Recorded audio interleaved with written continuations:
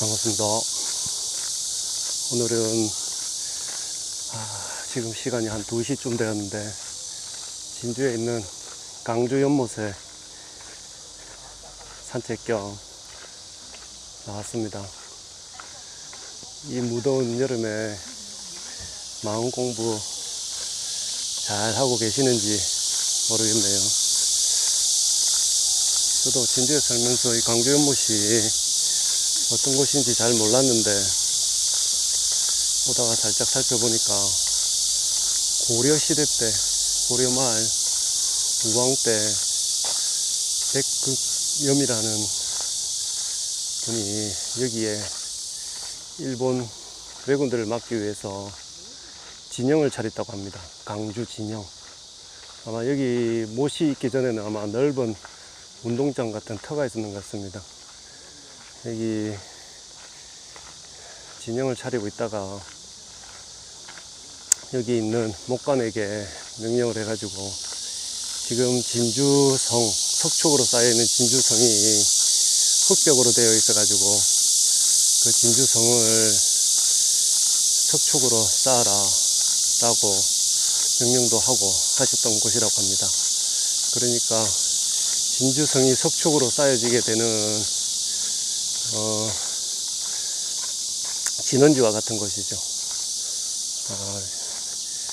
여기는 고려시대 때부터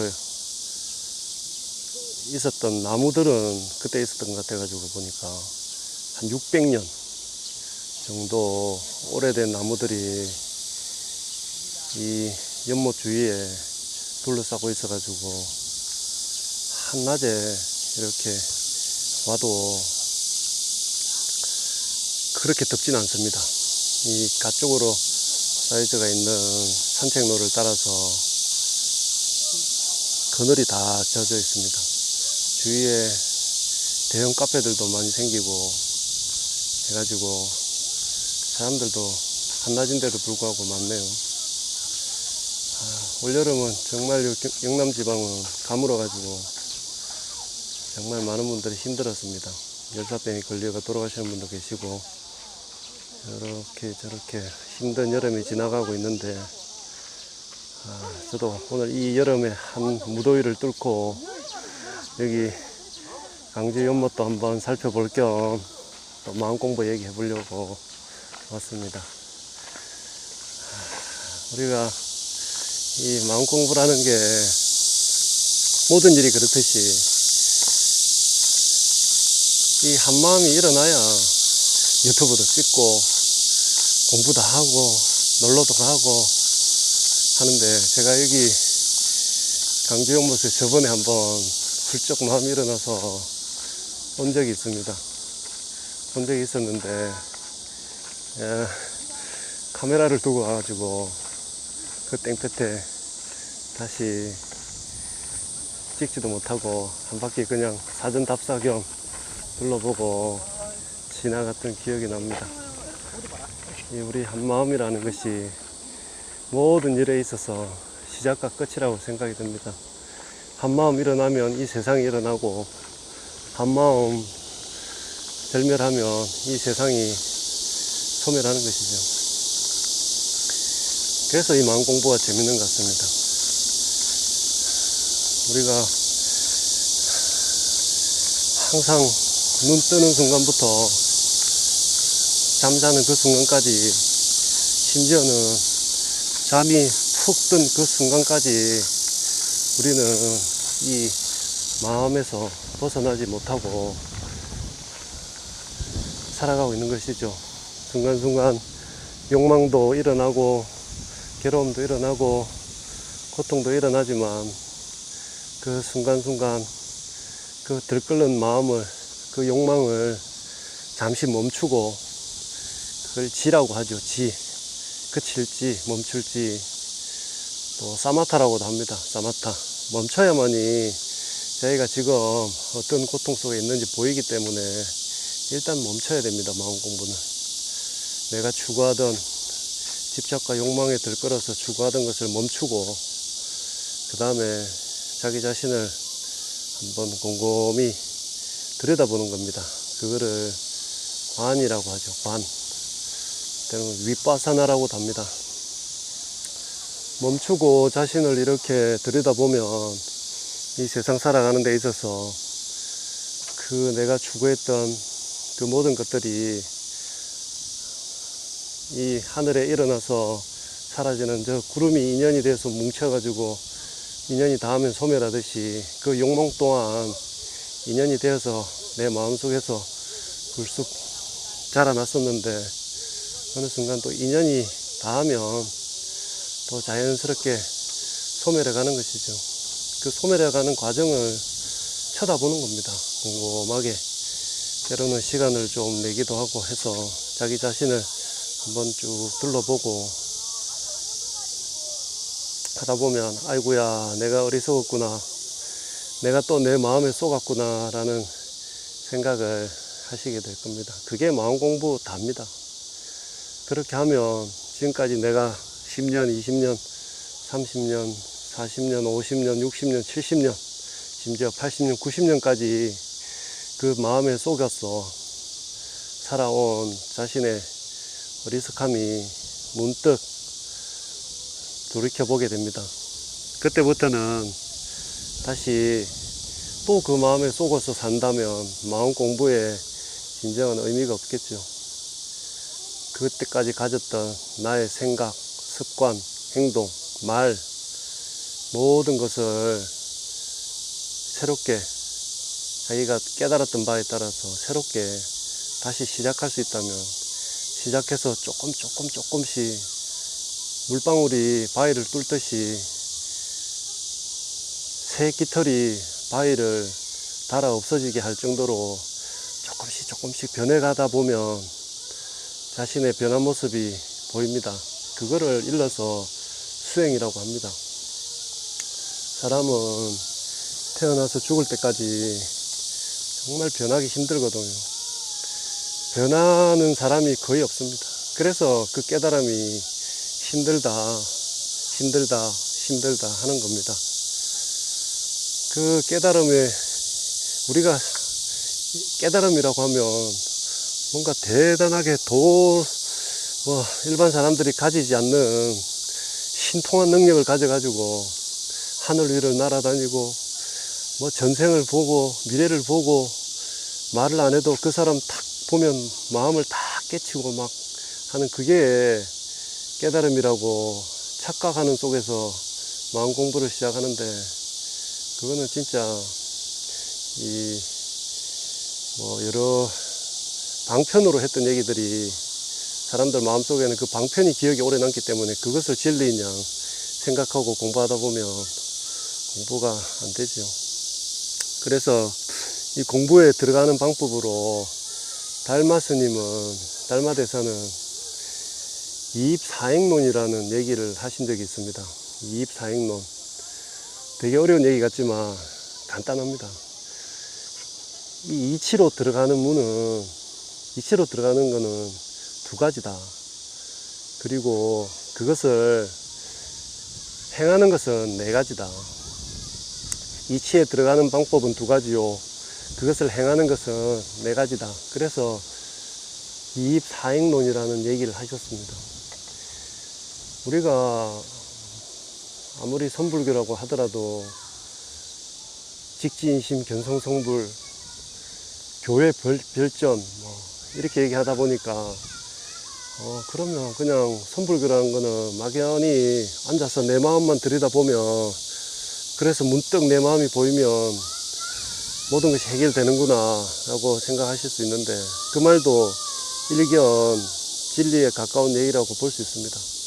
볼 수 있지만 그렇게 깨닫는 사람은 상당히 드물고 혼자서 일단 기존에 계셨던 부처님의 경전이라든지 선사스님들의 어록, 책 같은 것을 일단 공부를 합니다. 그걸 교라고도 하는데 선교라고 들어보셨을 겁니다. 교를 통해서 이해를 하고 돌아와서 깨달음의 길로 들어간다. 이게 이입입니다. 이입이고 사행이라는 말은 그 이입을 하게 되었으면 이제 자신의 변화된 모습을 어떻게 해서 어떤 방법으로 이거를 만들어 갈 것이냐, 수행할 것이냐 하는 것이 사행론입니다. 사행. 첫 번째가 뭐였냐면 보원행이라고, 뭐 한자지만 이걸 쉽게 풀어 쓰다 보면 그 원망하는 것에 대한 보답을 가져라. 원남. 살다 보면 내 생에 원하지 않았던 고통, 남들로부터 인한 고통, 괴로움이 발생이 됩니다. 그러면 우리는 마음속에서 문득 저 사람 때문에 그렇구나 이러면서 원인을 바깥쪽으로 돌리게 됩니다. 하지만 그 모든 원한에 대해서 보답하는 마음으로 내가 이 전생에 지었던 업이 지금 이 현생에서 나에게 나타났구나 라고 원망하지 말고 보답한다 라고 생각을 하는 겁니다. 그러면 그 원망과 미움이 수용이라는 마음으로 바뀌거든요. 저 사람을 엄청나게 미워했는데 그 미워했던 마음이 원인이 그 사람이 아니라 내가 그 사람을 미워했던 내 마음이 원인이었다. 그래서 그 마음을 비난과 원망으로 돌리지 말고 적극적인 수용의 자세로 받아들여라. 그게 바로 보원행입니다. 보원행. 원한에 보답해라. 참 무서운 얘기면서도 한편으로는 억울한 얘기이기도 하지만 그게 진리입니다. 그 사람이든 그 세상이든 일어났던 그 원인의 결과들은 내 마음의 진리에서 비춰보면 그냥 일어났던 하나의 현상일 뿐인데 내가 그것을 원인이다, 그게 고통이다 라고 규정을 지은 거거든요. 그렇기 때문에 그렇게 규정 짓지 마라. 규정 지으면 네 무의식 속에 또 하나의 벽이 생긴다, 또 장애가 생긴다. 그렇기 때문에 그것을 적극적으로 수용해라, 받아들여라 라는 삶에 대한 적극적인 자세입니다. 그리고 두 번째는 수연행일 겁니다. 수연행은 뭐냐면 숫자는 따를 숫자인데 여는 인연을 따라라 이겁니다. 이 현생을 살아갈 때는 내가 이렇다 저렇다, 내가 이걸 해봐야지, 노력해서 해야지, 노력해서 된다면 참으로 좋은 일입니다. 하지만 이 현생에서 벌어지는 일들이 내 노력과 내 정성으로서도 되지 않는 일들이 많습니다. 그럴 때는 그 인연의 흐름에 나의 삶을 맡겨놓고 억지로 하려고 하지 마라. 그를 보면 제가 좋아하는 말 중에 하나, 임성수류라는 말이 있다고 했지 않습니까? 임성수류. 나의 성품을 흘러가는 강물처럼 강물에 맡겨라. 그렇다고 모든 것을 포기하고 극단적인 비관적인 삶의 자세가 아니라 내가 할 수 있는 것은 최선을 다하고 최선을 다해서 반대로 가야 되겠습니다. 사람들이 많아서 최선을 다해서 내가 노력을 해보고 적극적으로 도전도 해보고 하다가 만약에 안 되는 것이 있다면 그것은 나의 삶에서 이루어질 수 없는 것일 수도 있다 라고 생각하고 그 인연을 받아들이라는 겁니다. 수연행. 그렇게 되면 삶에 큰 장애가 발생하지 않겠죠. 노력은 했는데 안 됐을 때는 이게 나의 삶이구나, 이 또한 즐거움이었다, 이렇게 도전하는 것 자체에 대해서 하나의 고마움이었다, 기회였다 라고 돌아서는 거죠. 내 삶은 다른 데서 또 펼쳐질 수가 있는 거거든요. 그 다음에 세 번째가 뭐였더라? 무소구행입니다. 무소구행. 무소구행이란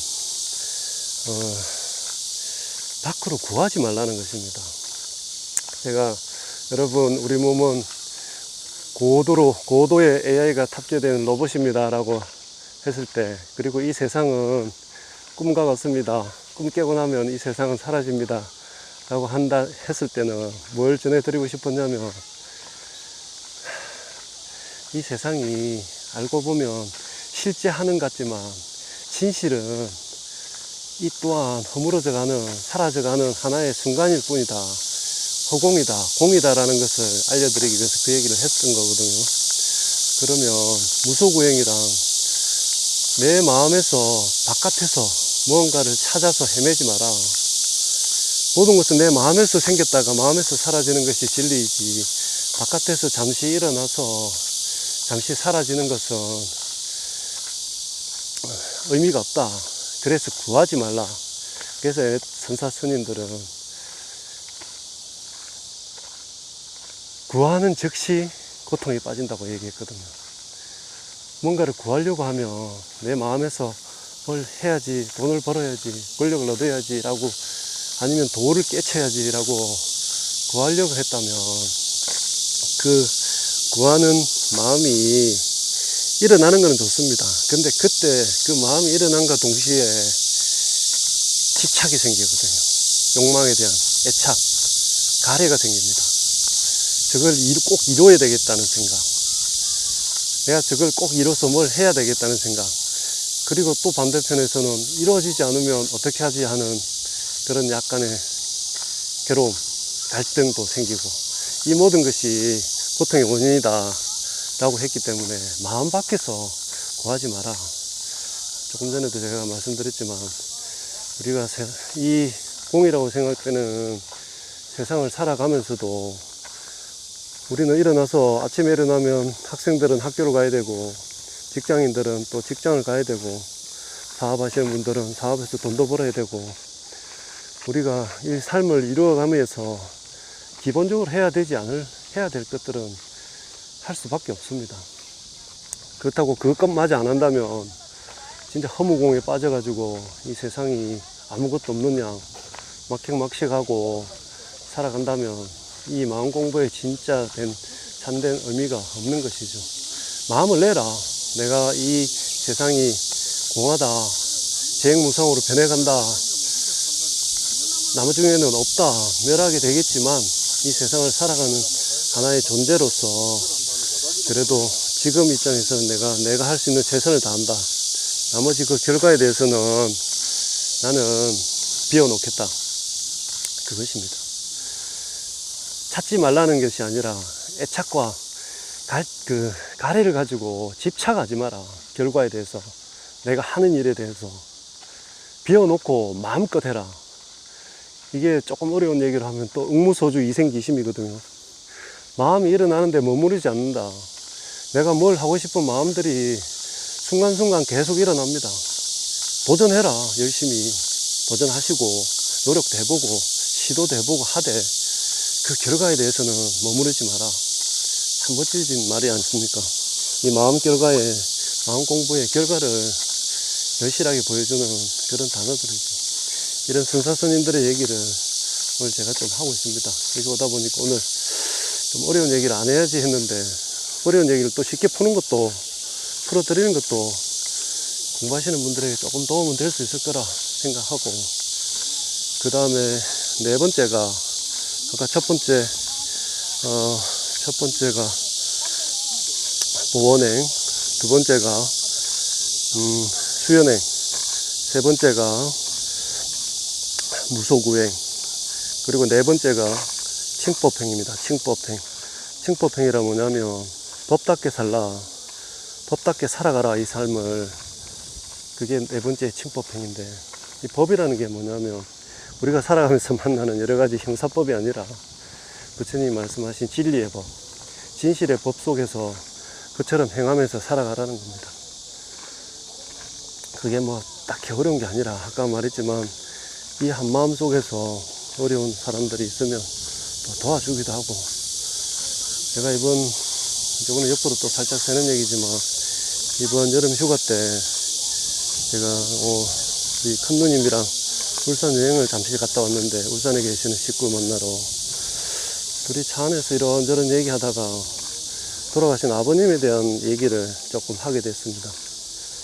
저는 아버님에 대한 기억이 많이 없어서 어릴 때 돌아가셔가지고 조금 부정적인 생각들이 많았습니다. 아버님의 내 눈에 비쳤던 아버지라는 그 상이 너무 실망스러운 부분도 많고 때로는 존경스러운 부분도 있었지만, 그렇게 해서 좀 제 나름의 상에 잡혀 있었는데 큰 누님하고 이렇게 둘이서 차 타고 가다가 보니 제가 보지 못했던 큰 누님은 그때 어느 정도 나이가 있었기 때문에 뭐 어린 아이였지만 저보다 큰 아이였기 때문에 아버님이 뭐 큰일이 한번 있었거든요. 경찰관을 하시다가 뭐 옛날에 유영철 사건처럼 엄청 큰 사건에 한번 유영철 사건보다 더 했죠. 그때는 그 모모 두 사람이 전국을 떠들썩하게 했으니까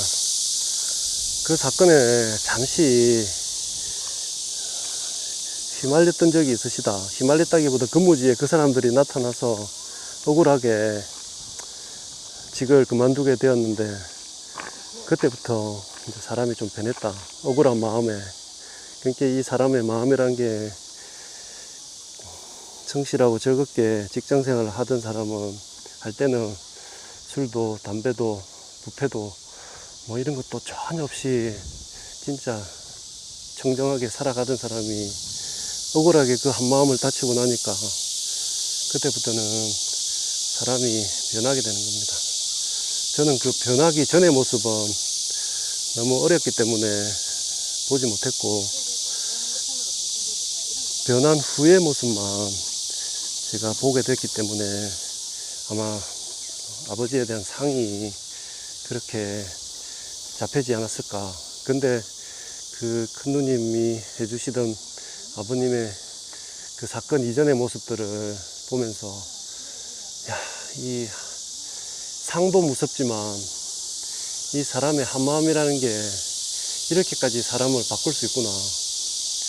조금 전에 우리가 말했던 그 달마 스님의 이입사행론처럼 이렇게 우리가 마음 공부를 하는 이유는 내 삶을 변화시키기 위한 하나의 방법을 만드는 거예요. 나만의 무기를 만든다고 해야 되나. 살아가다 보면 사람들이 겪게 되는 어려움이나 고통이 있기 때문에 때로는 뭐 종교를 찾는 분도 계시고 기독교, 가톨릭, 불교, 뭐 이슬람교, 유대교 뭐 이런 종교를 찾아서 의지하고 그 어려움을 헤쳐나가려고 하는 분들도 있겠지만 우리가 하는 마음 공부에서는 우리 스스로 밖에 어떤 절대자나 힘에 의하지 말고 내 내면의 힘으로 이 세상의 어려움을 헤쳐나가 보자 라는 게 이 마음 공부의 목적이거든요. 이 마음 공부라는 게 뭔가를 해서 남들한테 뭐 대단한 뭔가를 보여주기 위해서 자랑하고 내가 이만큼 공부했어, 내가 어떻게 했어 라는 걸 하는 게 아니라 일단 내 삶을 변화시키고 그리고 조금 자기의 방법이 있다면 또 주위에 어려움을 조금 겪으시는 분들이 있으면 자기의 그 능력에 맞게 조금 도와줄 수 있다면 그게 흔히 말하는 상구보리 하와 중생의 불교에서 말하는 마음 공부의 가치입니다. 1차적으로는 내가 내 마음을 정확히 이치를 알아서 내 마음의 이치를 터득하고 그걸로 하와 중생 많은 사람들에게 때로는 한 명에게라도 상관없습니다. 도움이 되고자 하는 것이 마음 공부의 목적입니다. 사람이 많아서 잠시 끄겠습니다. 다시 돌아와서 이 마음 공부를 대단하게 너무 어렵게 생각하면 절대 들어올 수 없습니다. 항상 문 밖에서 서성서성거리다가 단 한 번도 문 안으로 발을 한번 넣어보지 못하고 아까 무소구행 밖으로 찾아다니지 말라는 얘기도 드렸는데 우리 보면 절에 다니시는 분들도 정말 이 진리의 부처님의 말씀을 공부해서 하려고 하시는 분도 계시지만 보면 이 방편에 매달려서 그 방편을 통해서 뭔가를 하시려고 하시는 분들이 너무 많다. 그래서 불교가 갈수록 진리에서 멀어지고 오염되고 있다. 절에 가서 죄를 지내라, 뭘 해라, 절을 해라, 연부를 해라. 그것은 진리에 도달하기 위한 하나의 방편인데 그 방편 속에서 방편만 붙들고 진리는 바라보지 않는 이런 현상들이 벌어지고 있습니다. 아까 칭법행위라고 법답게 살라. 우리가 사회생활을 하다 보면 형법도 있고 헌법도 있고 형소법도 있고 민법도 있고 행정법도 있고, 행정부를 관할하기 위해서는 행정을 하기 위해서 행정법이 있어야 되고, 일반 사람들이 범죄를 저지른 것에 대해서 대처하기 위해서는 형법이 있어야 되고, 나라의 근간을 세우기 위해서는 헌법이 있어야 되지 않습니까? 그 모든 법을 뛰어넘어서 사람이 사람답게 살아가려면 불법을 공부해야 됩니다. 그게 법입니다. 칭법행. 법답게 살아가라. 저는 전공이 법률 쪽이라 가지고 처음에 스님들이 법문 속에서 법 이랄 때 자꾸 내가 평생 공부해왔던 그 법률들이 생각이 나더라고요. 상이 거기 잡혀 있으니까 그거 떨쳐내는데 좀 힘들었습니다. 법 하는 순간에 나는 모르게 나의 생각은 그 법률로 가버리는 거죠. 그러다 보니 어느 순간에 최고의 법은 불법이구나. 그 주역에 보면 노노에 보면 그런 말이 있습니다. 글은 말을 담지 못하고 말은 뜻을 다 헤아리지 못한다. 저는 그 글을 처음에 듣고 정말 깜짝 놀랐는데, 사실 불교에도 오랜 논쟁이 있습니다. 이 깨달음에 가는 길을 공부를 해서 들어가는 것이냐, 그걸 교라고 하죠. 교종. 우리가 역사책에서 많이 봤던, 공부를 통해서 경전이나 말씀이나 공부를 통해서 깨달음을 얻는 것을 교라고 해서 교종이라고 했습니다. 그럼 이제 달마 스님, 인도에서부터 넘어왔던 달마 스님이 중국의 당나라로 오면서 선불교를 가지고 와서, 아니야, 이 공부는 그 뜻을 담을 수 없다. 그렇게 해서 마음을 직관하는, 직지인심하는, 직접 내가 내 마음을 보고 나의 성품을 보고 깨달아야 된다고 하는 선종이 또 생긴 것이죠. 우리나라 지금 불교는 이 선불교를 주류로 해서 이렇게 하고 있는데, 그거는 중요한 것이 아니고, 곰곰이 생각해 보니 저도 조금 전에 그 말 뜻에서, 글은 말을 담지 못하고 말은 뜻을 담지 못한다. 근데 제가 여기서 조금 하나 금방지게 덧붙이자면, 뜻은 마음을 담지 못한다. 그러면 글은 말을 담지 못하고 말은 뜻을 담지 못하고 뜻은 마음을 담지 못한다. 우리가 아무리 말로 어떠한 현상을 설명하고 부처님의 뜻을 설명하고 예수님의 말씀을 설명하고 성모님의 말씀을 설명하고 알라의 말을 설명한다고 해도, 글로 아무리 그 경전에서 설명을 한들 말하는 사람의 그 말로는 다 담을 수는 없다. 말의 깊이를 글에서 나타낼 수 없다. 그러면 또 제가 지금 하고 있는 이런 말 속에서 그 뜻을 전하기 위한 수단이기 때문에 자꾸 이렇게 말을 주저리 하게 되는 것이지, 이 말 또한 사실 그 마음을, 뜻을 전하는 데는 크게 도움이 되지 않는다. 그래서 그래서 우리가 이렇게 무건수행을 하고, 무건수행을 하다 보면 그 진리 자체가 말이 없는 그 공간이기 때문에 진실의 모습은 말이 없습니다. 말도 없고 모양도 없고 뜻도 없고, 그게 진리이기 때문에 거기서 그것을 설명을 하다 보니 말이 필요한 것이고 책이 필요한 것이고 글이 필요한 것입니다. 그래서 역으로 생각하다 보면 사실 깨우치고 보면 글도 필요 없고 말도 필요 없다. 다만 뜻도 필요 없다. 왜? 이 마음에서 그 뜻, 글, 말들이 나왔기 때문에, 설명하기 위해서 나왔기 때문에, 우리가 만약에 어디를 가다가 아침 출근 시간에, 저는 직장에 다니기 때문에 평소에 조금 친하다고 생각했던 분이 아무 말 없이 진짜 날카로운 모습으로 싹 지나가며 말을 했는데도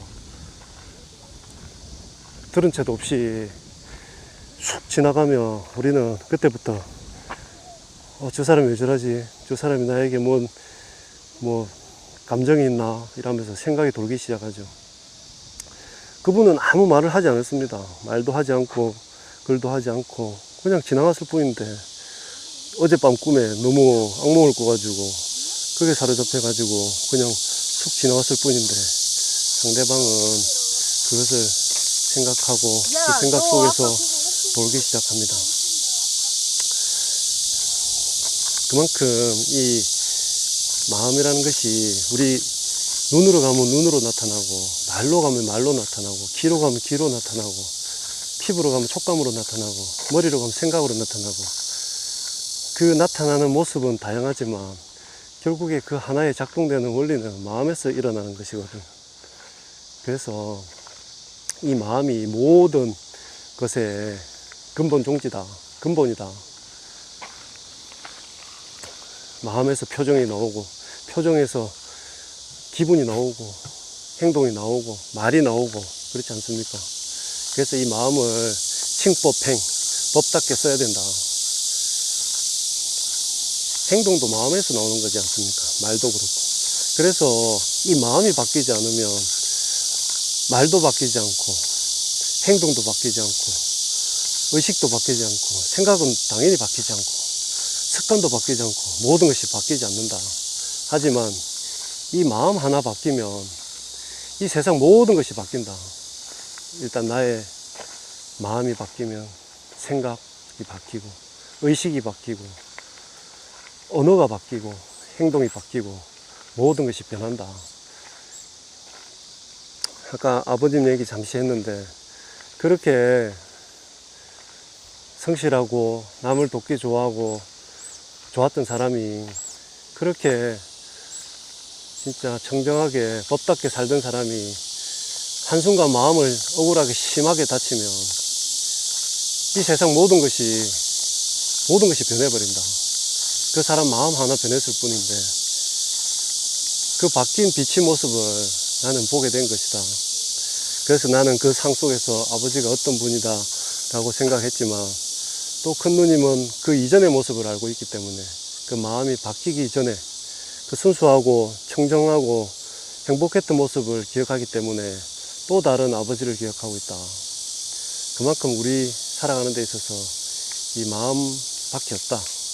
마음이 가장 중요하다. 우리가 이렇게 지내다 보면 이제 대부분 나이가 드신 분들도 많고 하지만 살아보니 뭐가 중요하던가요? 직업이 중요하던가요? 중요합니다. 밥 먹고 살기 위해서는. 하지만 이 직업을 가지든 저 직업을 가지든 밥은 먹고 삽니다. 그리고 또 자식이 중요하던가요? 어릴 때는 참 장난감처럼 인형처럼 귀엽고 예쁘고 하지만 점점 커가다 보면 또 자기만의 자의식이 생기면서 점점 멀어지고 젊었을 때는 그렇게 좋아서 행복해서 살고 싶어서 결혼했던 또 남편, 아내 시간이 지나면서 뭐가 바뀌던가요? 모습도 바뀌지만 첫 번째 마음이 바뀌죠. 마음이 바뀌니까 모습이 바뀐 것처럼 보이는 겁니다. 이 한 마음을 자기 마음을 잘 다스리지 못하면 잘 보지 못하면 내 삶은 절대 1도 바뀌지 않는다. 언제까지? 죽을 때까지. 아니요. 죽고 나서까지 아무것도 변하지 않는다. 근데 우리는 자기를 바꿀 생각은 하지 않고 어디 기도를 통해서 신을 통해서 그 신의 힘으로 나의 삶을 바꿀 거다 하고 거기에 애착하지 말았는데 거기에 다시 애착을 하고 있습니다. 여기 오늘 연꽃을 이렇게 보니까 요 말씀을 끝으로 이제 정리를 할까 싶은데 연꽃을 보다 보니까 부처님이 상수 제자가 10대 제자도 있고 하지만 그 중에서 가장 법을 전하고 마음을 보여주신 분이 제자가 마하가섭이라는 분이 계십니다. 말 그대로 이분은 두타행의 대표적인, 두타라는 거는 이렇게 뭐라고 해야 되나, 법정스님처럼 이 물질이나 이런 거를 떠나서 자기만의 치열하게 수행하면서 잠은 무덤 옆에서 자고, 옷은 인도는 뭐 시체를 그냥 그대로 태웠으니까 강에서 시체를 둘둘 말았던 옷을 천을 가져다가 입고 살고 하면서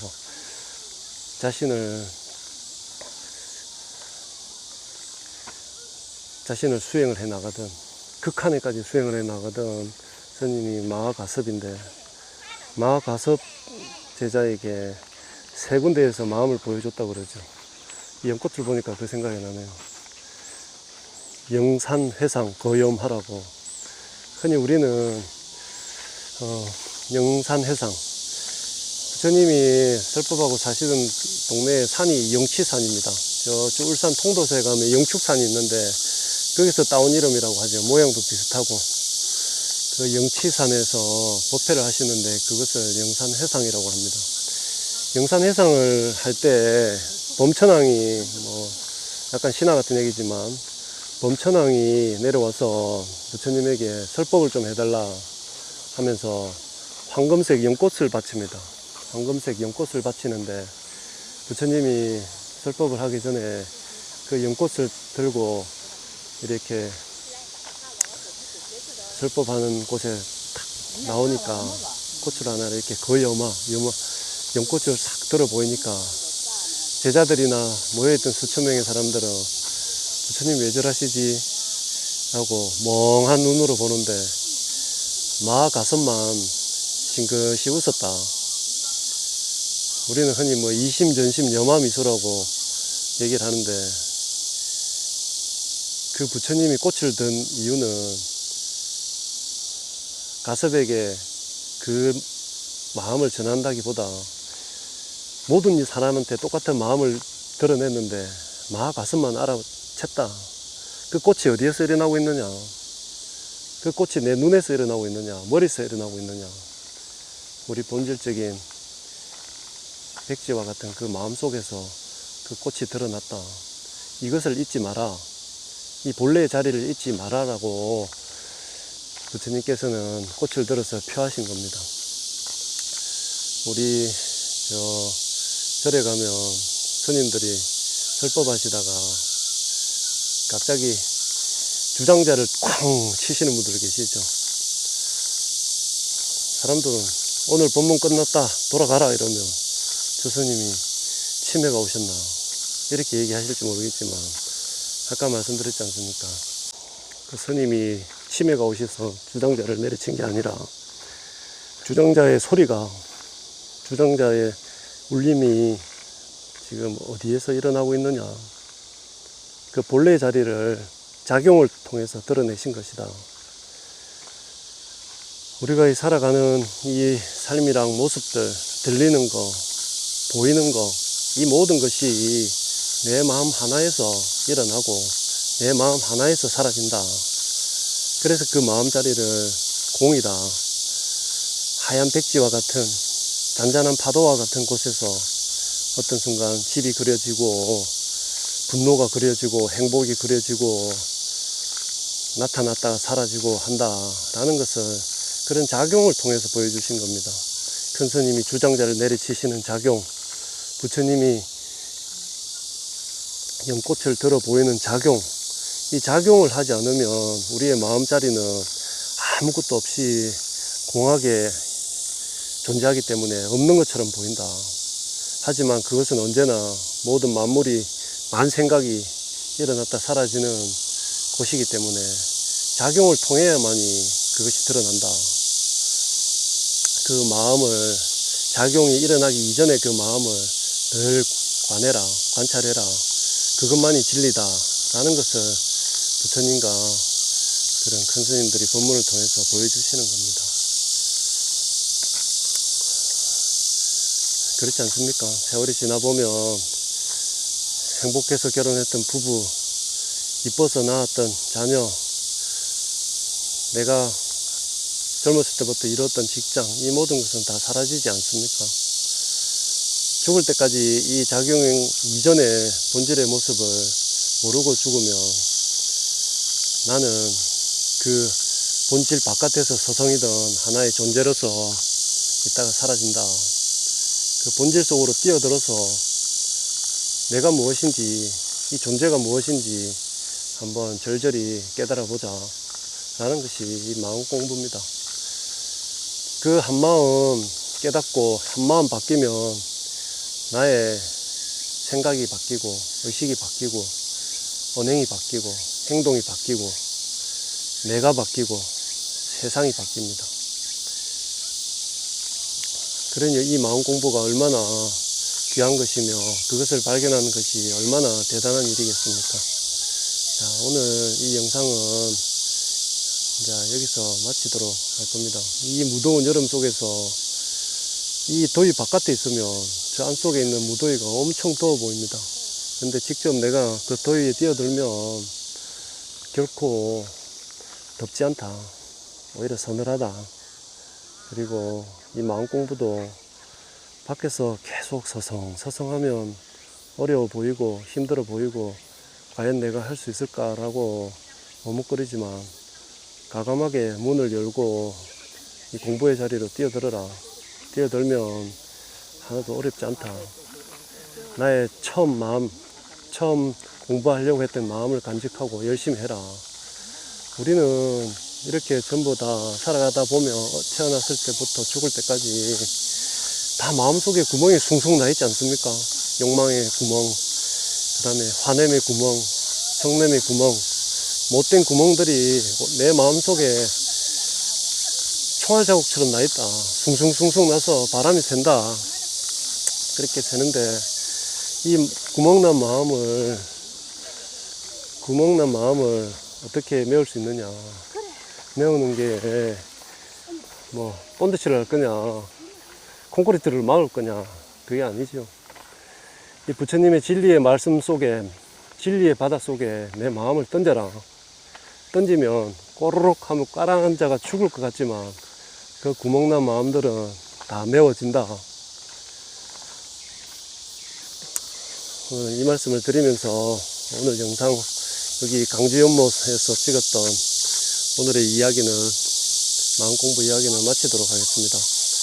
그러면 이 무더운 여름에 삼복더위에 한 분이라도 마음 공부하시는 데 있어서 도움이 되기를 진심으로 바라면서 이 영상을 마칠까 합니다.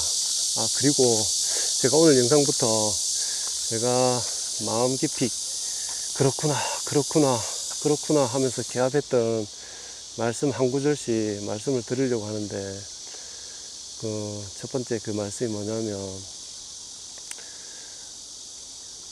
그 서산대사님이 말씀하신 얘기인데 벽격풍동 심격마침이라. 벽에 구멍이 생기면 바람이 숭숭 일어나고 내 마음에 구멍이 생기면 마가 침범한다. 마가 다른 것이 마가 아니고 내 마음속에서 일어나는 괴로움과 고통이 마입니다. 이렇게 벽이 구멍이 났으면 벽을 메워야 되고 마음에 구멍이 났으면 마음의 구멍을 메워야죠. 조금 전에 제가 말씀드렸듯이 부처님의 진리의 말씀 속으로 내 구멍난 마음을 던져라. 구멍난 마음의 항아리가 진리의 바다에 던져지는 순간 말끔히 치유되고 구멍이 다 메워진다. 그러면 삶이 가볍다. 행복한 삶을 살 수가 있습니다. 자, 그럼 오늘 이 말씀을 끝으로 오늘 영상을 마치도록 하겠습니다. 끝까지 시청해 주신 분들에게 감사드립니다. 고맙습니다.